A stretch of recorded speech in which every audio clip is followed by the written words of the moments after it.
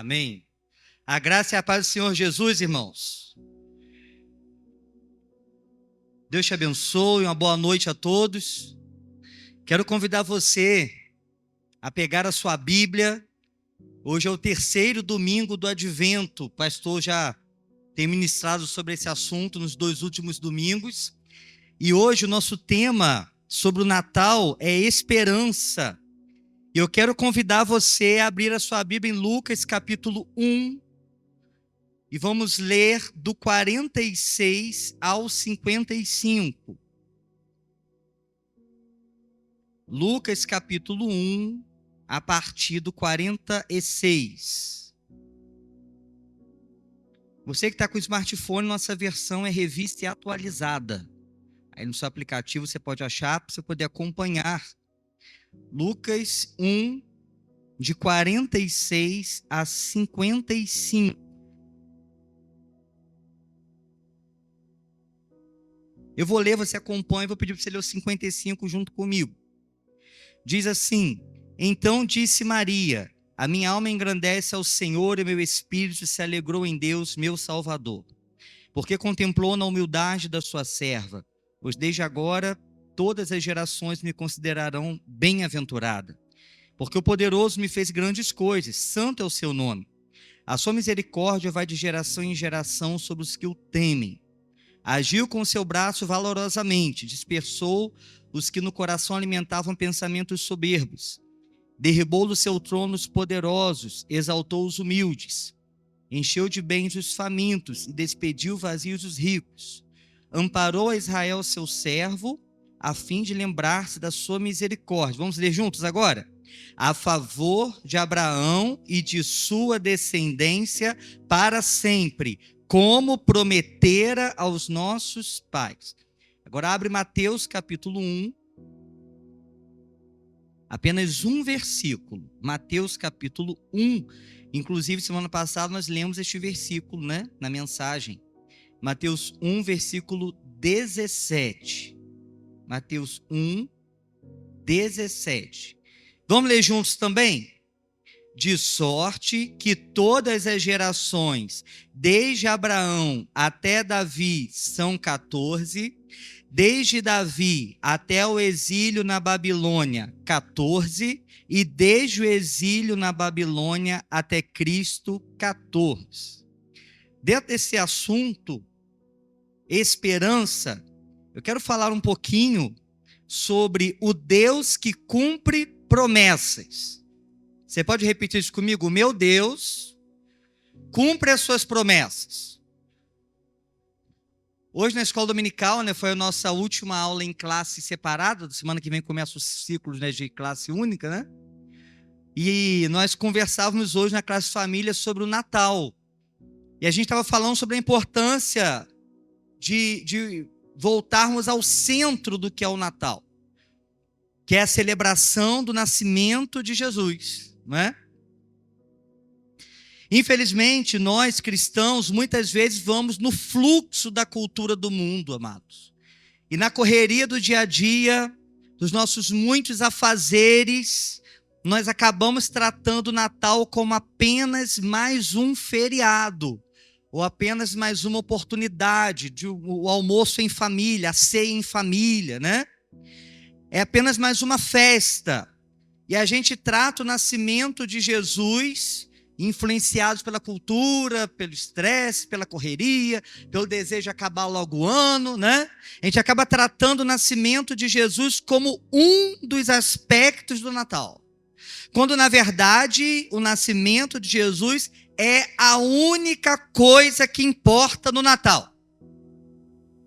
Eu vou repetir, que vou te dar novamente a oportunidade de dizer um amém bem forte. O nascimento de Jesus é a única coisa que importa no Natal. Glória a Deus. Amém. Todas as outras coisas que nós fazemos, irmãos, desde os enfeites de Natal, os presentes de Natal, até a ceia de Natal, devem ser ferramentas para falarmos do principal, que é o quê? Anunciar que Jesus se encarnou. Como está lá em João 1,14. Não precisa você abrir, um texto conhecido que diz: e o verbo se fez carne, habitou entre nós, cheio de graça e de verdade, e vimos a sua glória, glória como do unigênito do Pai. Ou na nova versão transformadora: assim a palavra se tornou ser humano, carne e osso, e habitou entre nós. Ele era cheio de graça e verdade, vimos sua glória, a glória do Filho único do Pai. O Natal deve fazer o nosso coração se encher de alegria. A encarnação de Jesus, o Deus que se fez homem, que assumiu uma forma frágil, limitada, abriu mão da sua glória para experimentar a nossa dor e carregar os nossos pecados. Essa é a boa notícia, essa é a mensagem. Jesus se encarnou. Estamos tão acostumados com a rotina do Natal que esquecemos quão surpreendente e maravilhosa é essa notícia. Deus se fez homem. Nenhuma outra religião, em nenhum outro lugar existe um Deus que abriu mão do seu poder, da sua glória, se esvaziou dos seus atributos divinos e se colocou entre aqueles que o servem. Apenas o nosso Deus fez isso. Estamos tão habituados a ver as encenações, os filmes, as decorações, né? Sobre os anjos e os pastores, que nós deixamos de nos maravilhar com a experiência extraordinária que eles tiveram. Quero pedir os irmãos lá da mídia, coloquem, por favor, Lucas 2, a partir do verso 8. Vamos ler do 8 até o 20. Eu vou ler aqui, quero que você acompanhe. Havia naquela mesma região pastores que viviam nos campos e guardavam seu rebanho. Amados, eram pessoas simples, guardando o rebanho durante as vigílias da noite. E um anjo do Senhor desceu aonde eles estavam. Isso é muito tremendo. E a glória do Senhor brilhou ao redor deles e ficaram tomados de grande temor. O anjo, porém, lhes disse: não temais, eis aqui vos trago o que, amados? Uma boa nova de grande alegria, que o será para todo o povo. É que hoje vos nasceu na cidade de Davi o Salvador, que é Cristo o Senhor. E isso vos servirá de sinal: encontrareis uma criança envolta em faixas no palácio? Não, deitada em manjedoura. E subitamente apareceu com o anjo uma multidão da milícia celestial, louvando a Deus e dizendo: glória a Deus nas maiores alturas, e paz na terra entre os homens, a quem Ele quer bem. Cantamos hoje isso. Glória a Deus nas alturas. Imagine um grande coro de anjos aparecendo, irmãos. E ausentando-se deles os anjos para o céu, diziam os pastores uns aos outros: vamos até Belém e vejamos acontecimentos que o Senhor nos deu a conhecer. Foram apressadamente, acharam Maria e José, a criança deitada na manjedoura, e vendo, divulgaram o que lhes tinha sido dito a respeito deste menino. Todos que ouviram se admiraram das coisas referidas pelos pastores. Maria, porém, guardava todas essas palavras, meditando-as no coração. Voltaram então os pastores, glorificando e louvando a Deus por tudo que tinham ouvido e visto, como lhes fora anunciado.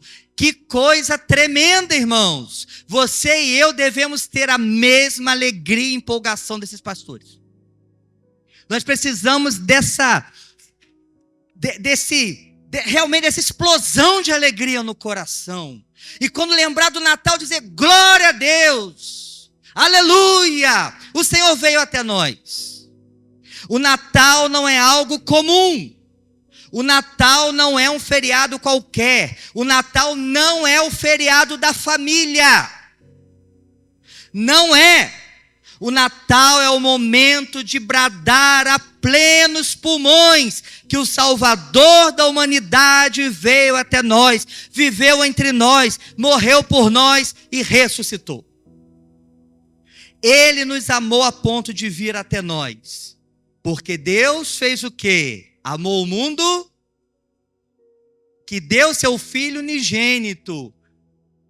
Vocês não conhecem esse versículo, amados? Vamos repetir. Porque Deus amou o mundo de tal maneira que deu seu Filho unigênito, para que todo aquele que nele crê não pereça, mas tenha a vida eterna. Aleluia!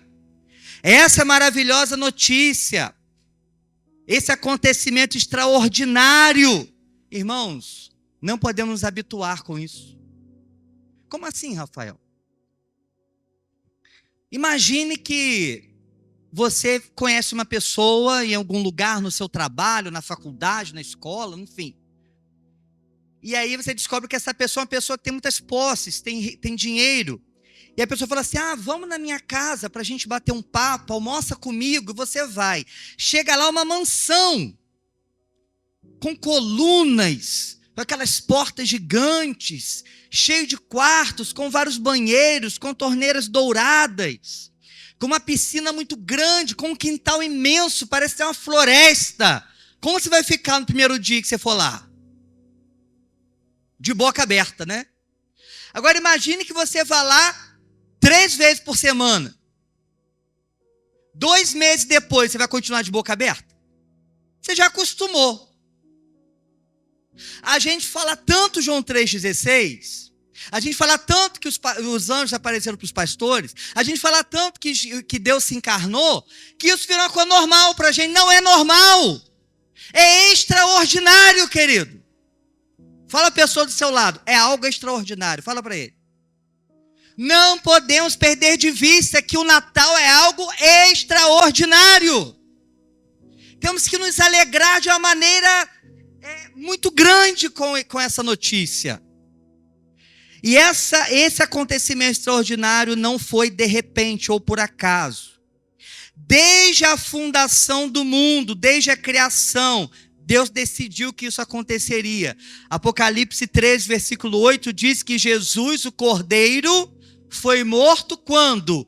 Desde a fundação do mundo.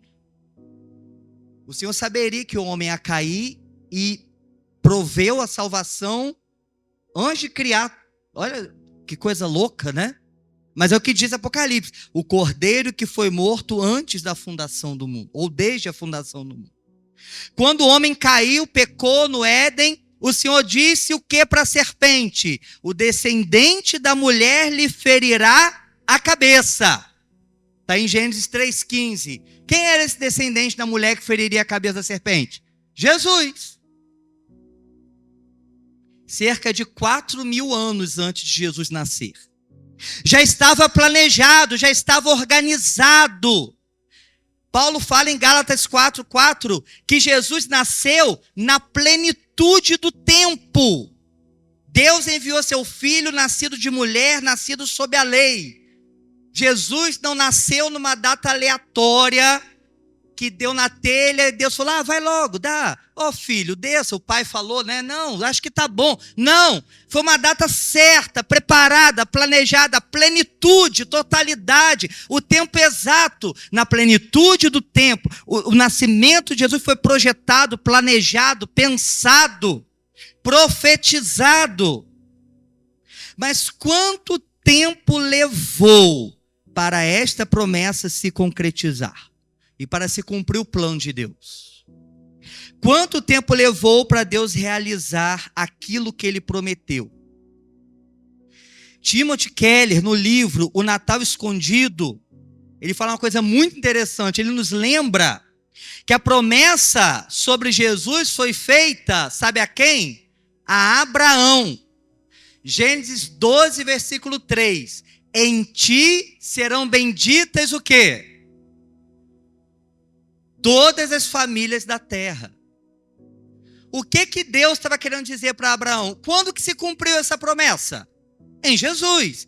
Porque a partir de Jesus, Paulo vai dizer que não tem judeu, não tem grego, não tem homem, não tem mulher, não é isso? Ele fala que os gentios, os judeus, todos aqueles que receberam Jesus agora são um povo só. Ou seja, Nós hoje, do outro lado do mundo, somos abençoados por Deus porque Jesus veio ao mundo.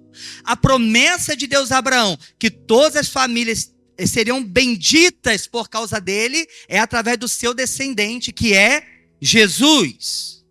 Essa promessa se cumpriu em Jesus. Agora vem a pergunta: quantos anos levou entre a promessa de Deus a Abraão e o cumprimento? Você sabe? Quantos anos Abraão viveu antes de Cristo? De 1.800 a 2.000 anos antes de Cristo. É muito tempo, gente. É muito tempo. Agora, o texto que a gente leu inicialmente, que é o Cântico de Maria, coloca para mim, por favor, amados, aí de novo, Lucas 1, aí vamos ler a partir do 50 agora. A gente lê a partir do 46, vamos pegar a partir do 50. Lucas capítulo 1, versículo 50. Olha só. A sua misericórdia vai de geração em geração sobre os que o temem. A morte de uma geração não invalida a promessa de Deus. Pode passar, até o 55. Agiu com o seu braço valorosamente e dispersou os que no coração alimentavam pensamentos soberbos. Derribou do seu trono os poderosos e exaltou os humildes. Encheu de bens os famintos, despediu vazios os ricos. Amparou Israel, seu servo, a fim de lembrar-se da sua misericórdia. Agora no 55. A favor de quem? Abraão e de sua descendência para sempre, como prometera aos nossos pais. O Espírito Santo, através de Maria, está nos dizendo: Jesus é o cumprimento da promessa feita a Abraão 2.000 anos atrás. Deus prometeu algo a Abraão. E 2.000 anos depois, nesse período, Deus falou várias vezes através dos profetas sobre o Messias, falou nos Salmos, nos profetas maiores, nos menores, que enviaria um Salvador para o povo. E tem um detalhe, amados, que antes de Jesus nascer, houve um período conhecido como silêncio profético. Foram 400 anos sem profeta em Israel. 400. Imagina, você viver numa época em que Deus não falava. E você só ouvia as histórias sobre Deus. O que a gente pensaria ali entre o Velho e o Novo Testamento, 400 anos de silêncio, até João Batista, que vai ser o último dos profetas da velha aliança, inaugurando a nova aliança. É o meio do caminho, né? A Bíblia diz que os profetas profetizaram até João, ou seja, a aliança antiga veio até João, quando Deus tinha que falar através de alguém para o povo, e agora inaugura uma nova aliança em que todos aqueles que recebem Jesus podem ouvir a voz de Deus. 400 anos. O que você e eu pensaríamos se vivêssemos naquele período? Será que isso vai acontecer mesmo? Há esperança ainda para as promessas de Deus? Será que ainda vai acontecer alguma coisa? Tem tantos séculos que isso foi prometido. Como continuar tendo esperança depois de tantos anos? A história da vinda de Jesus nos ensina que a nossa esperança deve estar fundamentada na grandeza, soberania, fidelidade e amor de Deus, e não na nossa perspectiva dos acontecimentos. Eu vou repetir aqui, vou ler novamente. A história da vinda de Jesus nos ensina que a nossa esperança deve estar fundamentada na grandeza, soberania, fidelidade e amor de Deus, e não na nossa perspectiva dos acontecimentos. Nós não podemos avaliar a ação de Deus pela nossa forma de contar o tempo. Não podemos. Não podemos avaliar a fidelidade de Deus pelo nosso relógio, pelo nosso calendário. Deus não se encaixa em nossa programação, em nossa agenda. Quando Jesus estava indo atender o pedido de Jairo. Lembram da filha de Jairo? Jesus parou no meio do caminho. Quem lembra da história? O que fez Jesus parar no meio do caminho? Alguém me tocou. Lembram disso? A mulher do fluxo de sangue. E aí tem toda aquela cena, né? Jesus para, de mim saiu virtude. Alguém me tocou. Mestre, todos te apertam. Como assim alguém me tocou? Saiu poder de mim. Alguém me tocou crendo, sabendo, entendendo quem eu era. Quem eu sou. E a mulher, consciente do que aconteceu, se apresenta e Jesus fala, vai, tua fé te salvou. Você conhece a história. Quando Jesus está terminando de falar com aquela mulher, não sabemos quanto tempo levou essa cena.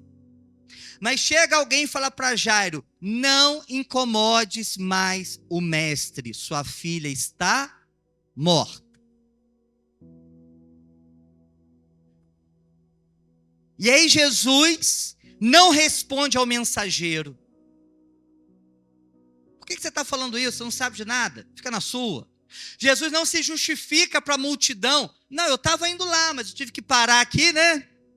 Jesus não fala nada com ninguém. Ele fala para Jairo, que era o alvo do que ele ia fazer. E ele fala para Jairo uma frase que você e eu temos que gravar no coração. Crê somente, não temas. Crê somente, não temas. Quando Lázaro estava morto, e Jesus demorou de propósito para ir até a sua casa em Betânia, as irmãs de Jesus disseram o que para Jesus? Se o Senhor tivesse aqui, meu irmão não tinha morrido. Marta falou e depois Maria falou, se o Senhor estivesse aqui, meu irmão não teria morrido. Elas tinham esse desabafo agarrado na garganta. Elas tinham uma queixa para Jesus. É interessante se pensar sobre isso, que Marta e Maria não deixaram de amar Jesus. Elas o chamam de mestre, elas o reverenciam como filho de Deus, elas não deixaram de crer em Jesus, mas elas estavam tristes. E a primeira coisa que elas falaram foi, se o Senhor estivesse aqui, meu irmão não teria morrido. Eu sei que o Senhor é o mestre, só o Senhor tem as palavras de vida eterna, o Senhor é o Filho de Deus, eu creio no Senhor, eu continuo sendo tua serva, mas se o Senhor estivesse aqui, meu irmão estava vivo. Já pararam para pensar nessa cena? Elas não deixam de amar Jesus, mas elas questionam por quê? Em outras palavras, elas queriam dizer o quê? Senhor, você está atrasado, você não chegou a tempo de salvar meu irmão. Porque o Senhor não estava aqui quando eu precisei do Senhor. E aí Jesus chora e tal, não sei o quê. E aí Jesus manda abrir o túmulo, não é verdade? O que Marta fala para Jesus? Mestre, já cheira mal, porque está morto há 4 dias. A resposta de Jesus para Marta foi qual? Não te disse eu que se creres, verás a glória de Deus? Eu não fico o tempo todo falando, fala para o seu irmão, mas às vezes eu gosto de fazer isso até para você pegar o fio da meada.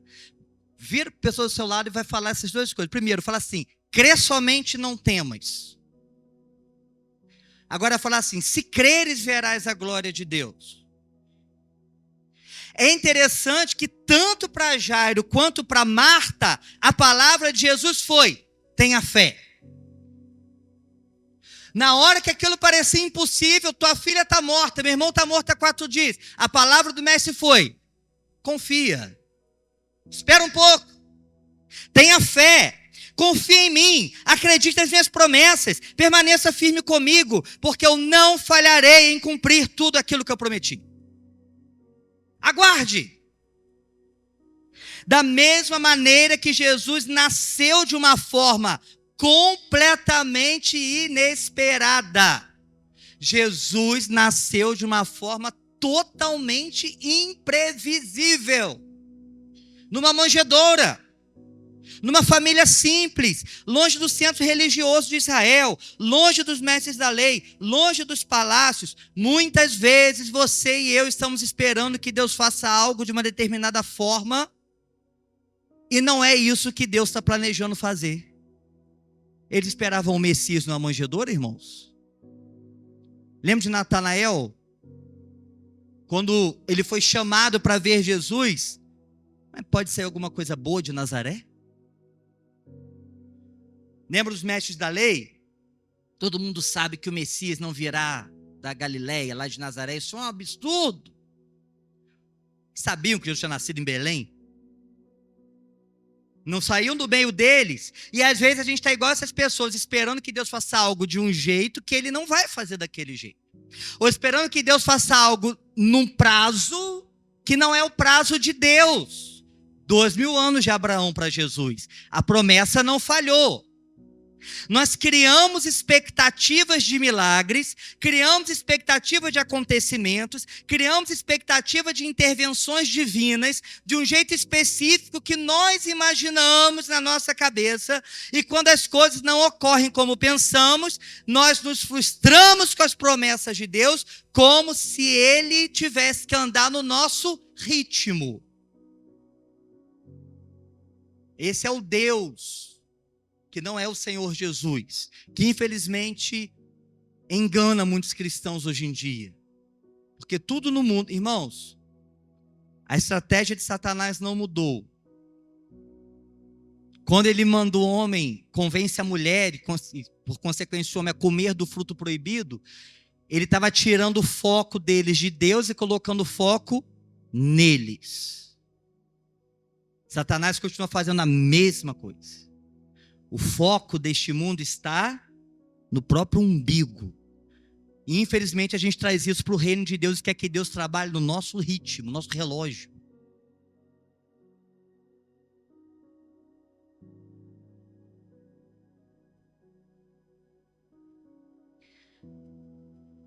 Assim, da mesma forma que Marta e Maria continuaram sendo servas de Jesus, amando Jesus, mas elas questionaram, por que o Senhor não estava aqui?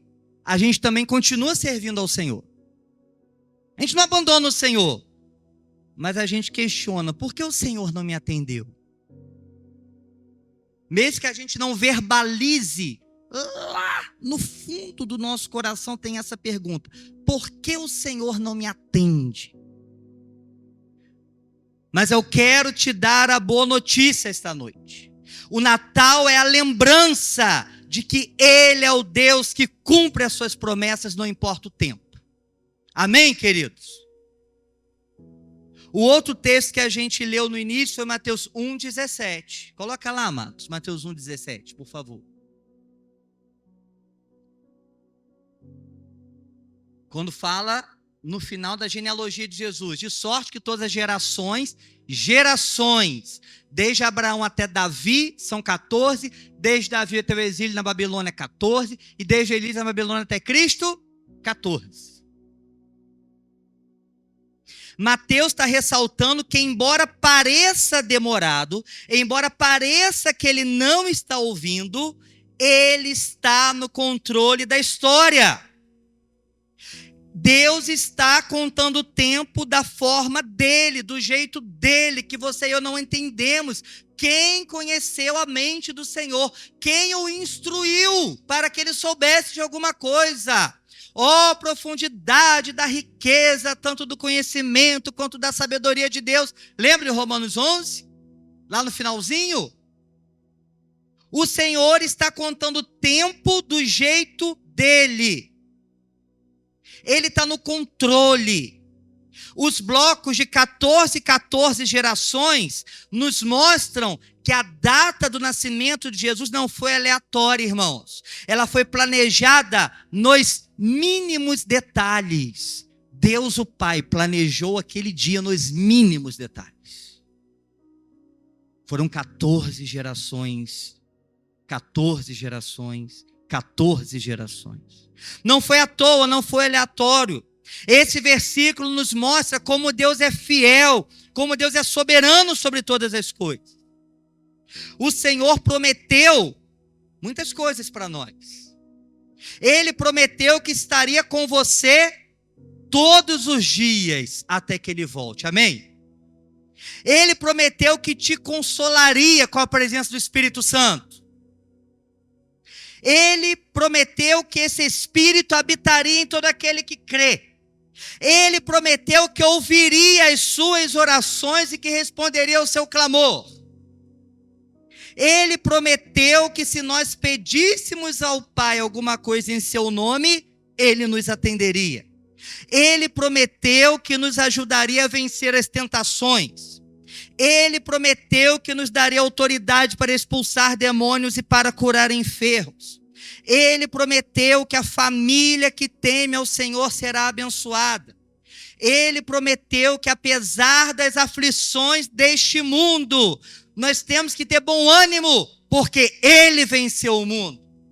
Ele prometeu que quando fôssemos perseguidos por causa do nome dEle, o nosso galardão, o nosso prêmio no céu seria grande. Ele prometeu que prepararia um lugar para morarmos com Ele por toda a eternidade. Ele prometeu que vai voltar para buscar a igreja e que não haverá choro nem dor no lugar para onde estamos indo. Aleluia! Jesus não falha em suas promessas. Deus não falha em suas promessas, irmãos. Não importa o tempo. Há um ditado popular, porque a justiça de Deus tarda, mas não falha. Mentira! Deus não se atrasa para nada. O Senhor não tarda, nada. Tudo acontece à sua hora e à sua maneira. Para todas as coisas há um tempo debaixo do sol. Não é isso que diz Eclesiastes?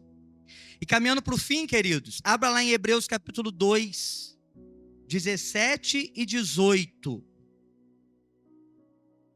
Hebreus 2, 17 e 18. Está aqui na parede, olha só. Por isso mesmo convinha que em todas as coisas se tornasse semelhante aos irmãos, para ser misericordioso e fiel sumo sacerdote nas coisas referentes a Deus, e para fazer propiciação pelos pecados do povo.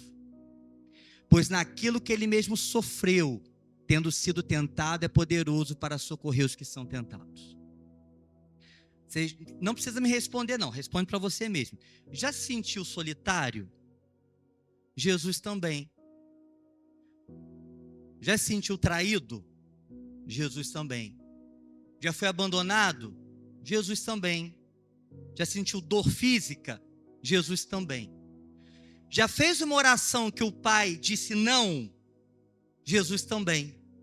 Se possível, passe de mim esse cálice. E o Pai disse não.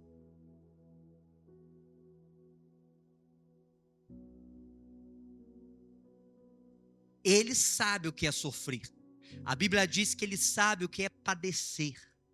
Então, quando não vemos as respostas de Deus no nosso ritmo, no nosso horário, no nosso tempo, não é porque Deus não nos ama, não quer nos responder, não é nada disso. É porque o tempo dele não é o nosso tempo. E muitas vezes a sua demora em responder tem motivos que nós não entendemos. Às vezes Ele quer trabalhar o nosso caráter, às vezes Ele quer trabalhar a nossa fé, e às vezes é porque a resposta é não. Por quê? Não sei. No céu você pergunta para Ele: Senhor, eu pedi isso ao Senhor, mas o Senhor me disse não, por quê? Aí você vai descobrir. A esperança, amados, é uma certeza, convicção.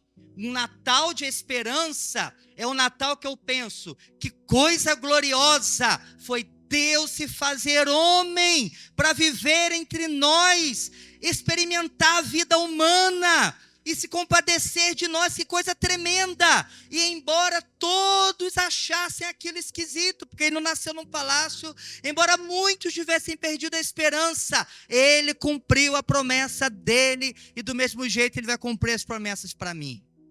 Nosso Deus cumpre promessas. Natal é tempo de reacender a esperança, a certeza de dias melhores com Jesus, de um futuro glorioso com Jesus.